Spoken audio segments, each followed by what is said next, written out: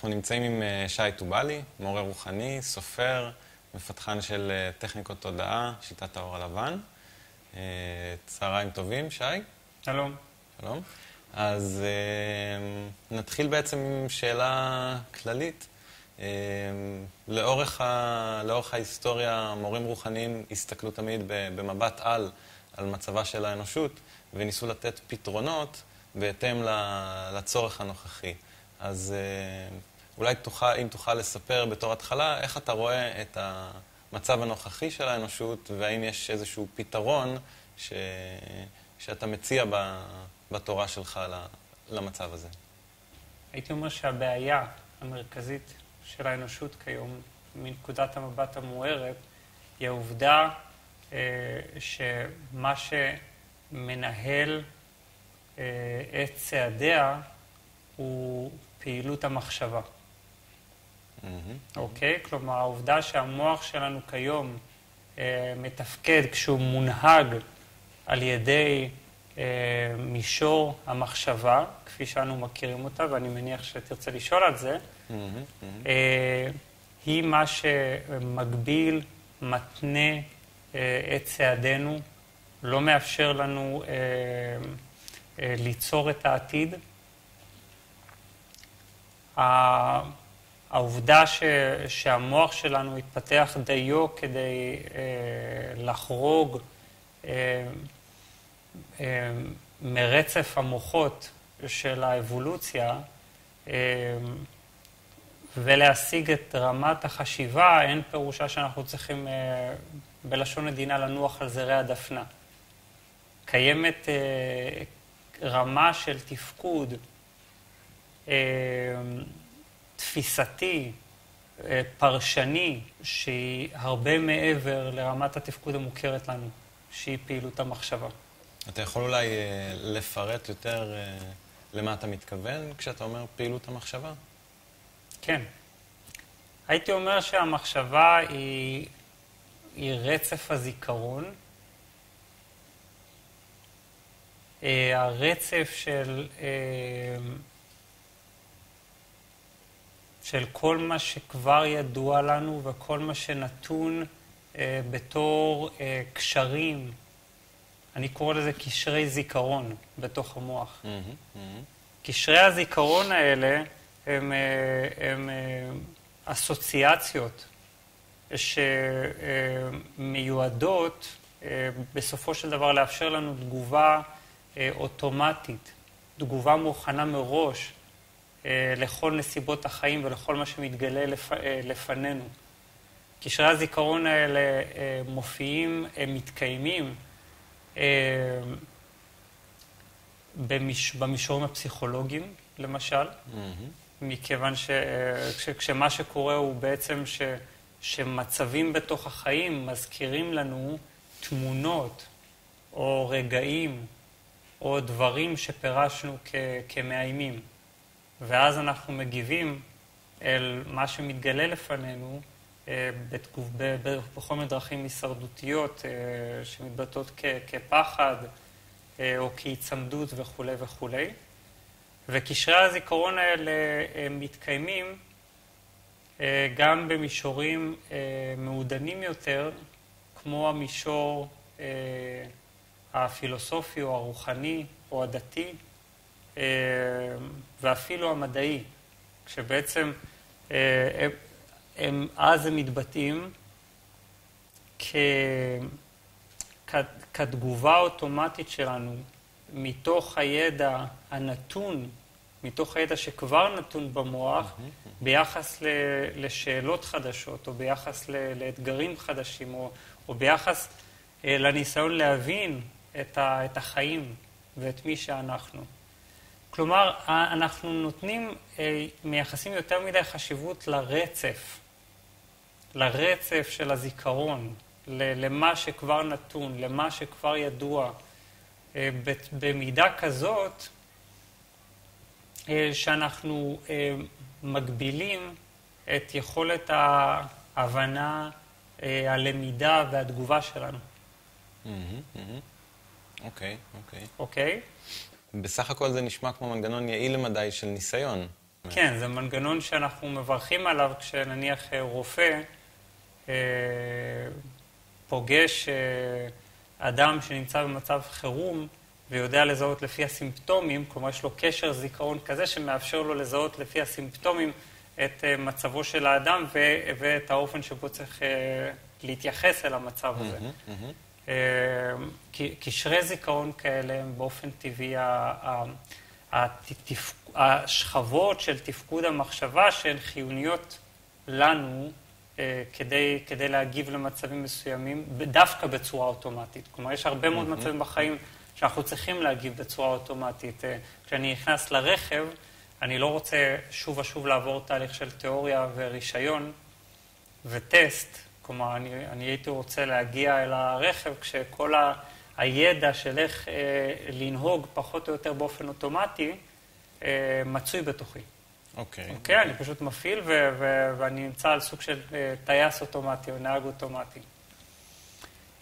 הבעיה מתחילה כשקשרי הזיכרון האלה כובלים את התפיסה שלנו ביחס לרבדים מהותיים יותר בחיים.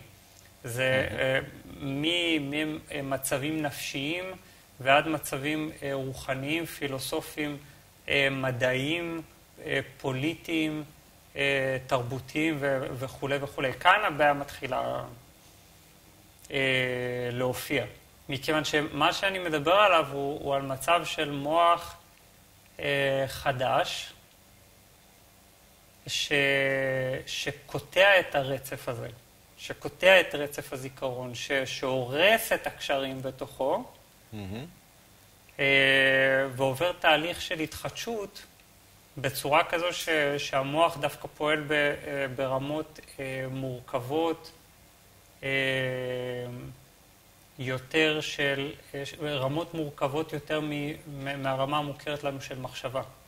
אוקיי, ואם ככה זה מורה או צריכה להתעורר מוטיבציה כלשהי כדי לרצות בדבר הזה, בכל זאת המחשבה נותנת נוחות מסוימת בתגובה לחיים, ואתה אומר שיש כאן בעייתיות בכל הנוגע לדברים שהם רחבים יותר, אז לתפיסתך, מה יכולה להיות המוטיבציה של מה שאתה אומר, ההרס של אותם מבני חשיבה, זיכרון, בתחומים שהם רחבים יותר מפעולות אוטומטיות, כמו נהיגה, אבחון רפואי וכן הלאה? מה יכולה להיות המוטיבציה? כן, כן. הרצון שלנו לגלות נתיבים חדשים של יצירתיות, של הבנה. במישור הפסיכולוגי המוטיבציה היא ברורה, הרצון שלנו להשתחרר מסבל. סבל מתקיים רק כל עוד קשרי הזיכרון מתקיימים בתוך המוח. קשרי זיכרון במובן של מה שבעצם מעצב את כל תת המודע שלנו. את האופן שבו מחשבות הופכות להיות לופים, מין מעגלים רפטטיביים, של בעצם מין, אפשר להגיד, זיכרון שמתחיל לפנות נגד עצמו. אוקיי? היכולת שלנו לחוות משהו בצורה חדשה, לחוות את החיים ללא תודעת בעיה, כל זה תלוי לחלוטין בהיעלמות של קשרי הזיכרון בתוך המוח. אז במישור הפסיכולוגי זה מאוד ברור, במישור היצירתי זה גם אמור להיות ברור. ברגע שהמוח שלנו לא מותנה לזיכרון, הוא עובר לרמה חדשה של פעילות שנקראת הקשבה. ההקשבה היא פעילות הוליסטית של המוח. כלומר, המוח לא פרגמנטרי, הוא לא מפוצל באמצעות כל מיני, או ממורכז באיזה מין מעגלים אובססיביים של חשיבה, אלא הוא פתוח, הוא פועל בשלמות, הוא פועל בצורה לא מחולקת, הוא תופס דברים ללא פרשנות מיידית. וככל שהמוח נמצא במצב כזה, הוא פשוטו כמשמעו הולך ומתרחב. אוקיי? אפשרויות חדשות נפתחות בפניו, ולהערכתי מרכזים רדומים או ערים למחצה נכנסים לפעילות גבוהה יותר. אני מדבר באופן מאוד מאוד ספציפי או ראשוני על בלוטת האצטרובל ובלוטת יותר את המוח, שהאמונה שלי וההתנסות האישית שלי ושל רבים סביבי, היא שלבלוטות האלה יש פוטנציאל כביר שהוא לא פעיל אצל רוב בני האדם. אוקיי? הפוטנציאל הזה הוא היכולת של הבלוטות האלה לאפשר לנו ליצור קשר או לבוא במגע עם משהו שהוא מעבר לגבולות המוח, מעבר לגבולות החשיבה, מה שנקרא מעבר לקופסה, כן. מעבר לקופסת הזיכרון. ואת המעבר ממוח שמבוסס זיכרון ומחשבה למוח שאתה קורא לו מוח מקשיב, שהוא מוח בעל תפקוד הוליסטי מעבר לזיכרון ומחשבה. אין בו מחשבה, כן, יש בו פעילות שאני קורא לה תובנה. תובנה היא לא לינארית, היא לא תלויה בזמן, היא לא תלויה ברצף של סיבה ותוצאה, היא המחשבה בתפקודה הגבוה ביותר, כשהיא מופיעה כהבנה מעבר לגבולות המוח. הבנה שהמוח יותר קולט ופחות מייצר מתוכו. אז האם יש גשר כלשהו או חיבור בין מוח חושב למוח מקשיב? החיבור הוא בפשטות ההרס של קשרי הזיכרון. כלומר, בכל פעם שאנחנו בתור התחלה מבינים עד כמה הזיכרון, בראש ובראשונה, בואו נתחיל פשוט מהזיכרון הפסיכולוגי, הזיכרון הפסיכולוגי מצר את צעדינו, מכיוון שהוא גורם לנו לפרש כל דבר חדש דרך דברים ישנים, דרך זיכרונות, אוקיי? דרך רגעים, טראומות וכו' וכו'. זה ברור לנו למה רצוי שהמוח יהיה חדש, לא, אולי זה לא ברור לנו, ביחס לדברים כמו טראומה. אוקיי? מכיוון שאם המוח יכול לעבור תהליך של התחדשות, אז פירושו של דבר שגם טראומה שאחר כך, שהופכת להטבעה, שאחר כך הופכת לדפוס, ובסופו של דבר מעצבת את מכלול האישיות שלנו, את הבחירות שלנו, את דרך קבלת ההחלטות שלנו, את הרגע שבו אנחנו, כל רגע שבו אנחנו קולטים משהו שמזכיר לנו את אותה טראומה, וגורם לנו לפרש את החיים, ולצבוע אותם בצורה מוגבלת, ברור לנו למה אנחנו רוצים להרוס את קשרי הזיכרון במישור כזה.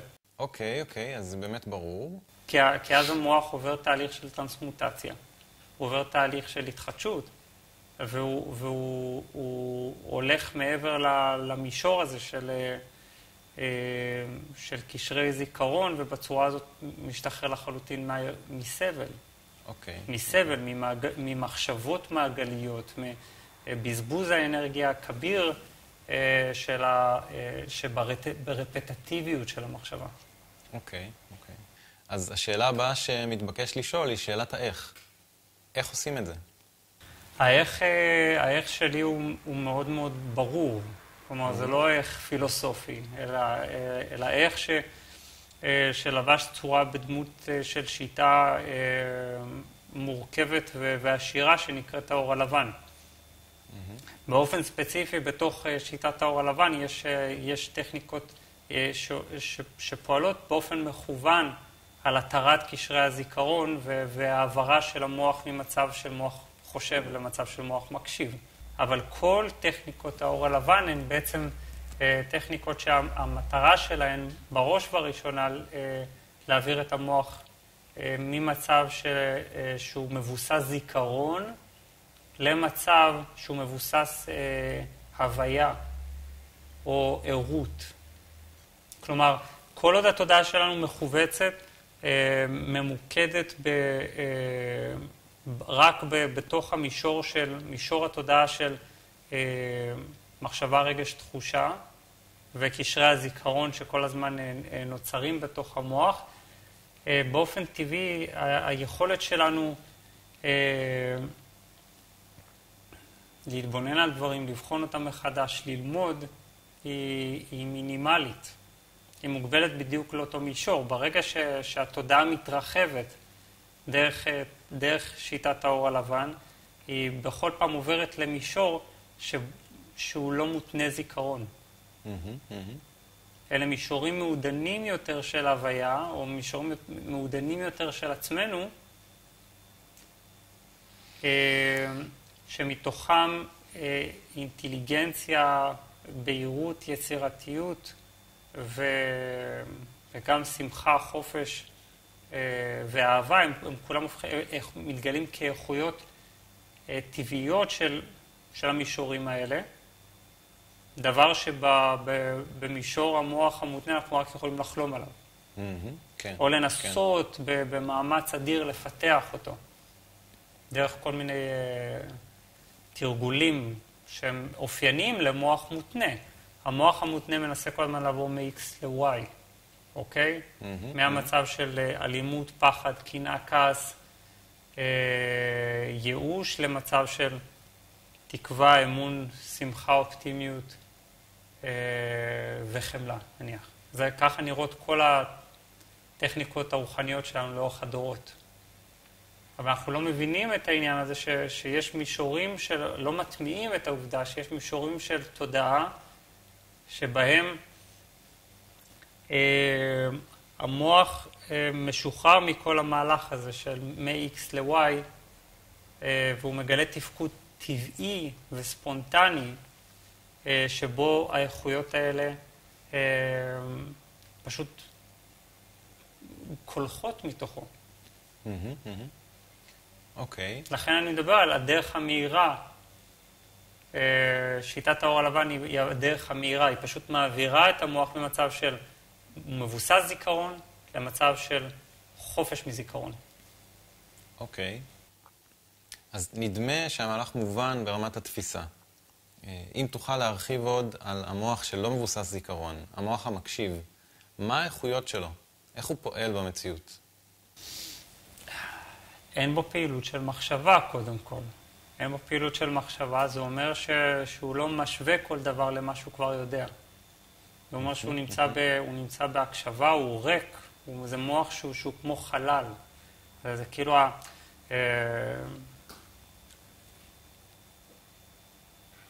מאגרוף קפוץ הוא הופך להיות יד פשוטה, יד מושטת. אוקיי? ומוח כזה רואה בבהירות ללא פרשנות מיידית, ונותן לדברים להיות בתוכו, כולל אתגרים, מבלי לתקוף אותם מיידית באמצעות זיכרון. בצורה הזאת אפשר להגיד, הוא נותן לדברים לעצב אותו. הוא נותן, ההקשבה מקבלת את הצורה של הדבר שאותו הוא פוגש. אוקיי. ומכיוון שאין לו צורה משלו, אפשר להגיד. הוא לא מותנה, הוא לא מעוצב. והוא לא מגביל את מה שהוא פוגש לעיצוב מראש שלו. ואז מה שקורה הוא שזה מוח מתמזג.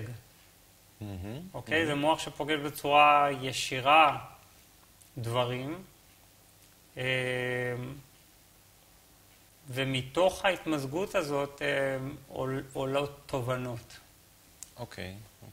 אז ישנה נקודה מעניינת במה שאתה אומר, כי המוחות, לפי הסברה האבולוציונית, משתנים בהתאם לשינויים סביבתיים. וכאן למעשה אתה מצביע על מוח שיכולת ההשתנות שלו ומהירות ההשתנות עשויות להיות מהירות ביותר מבחינה אבולוציונית.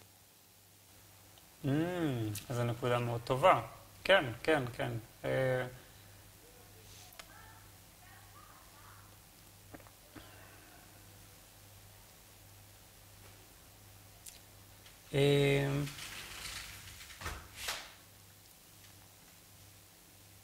הוא זמין לשינויים, מכיוון שמוח מבוסס זיכרון הוא לא באמת זמין לשינויים. וזו הסיבה שאנחנו רואים שהתהליך הבלתי נמנע שקורה למוח אנושי הוא שככל שהוא מתבגר וצובר יותר ויותר ניסיון ויותר ויותר קשרי זיכרון, הוא הופך להיות נוקשה יותר. אוקיי? הוא הופך להיות ככה.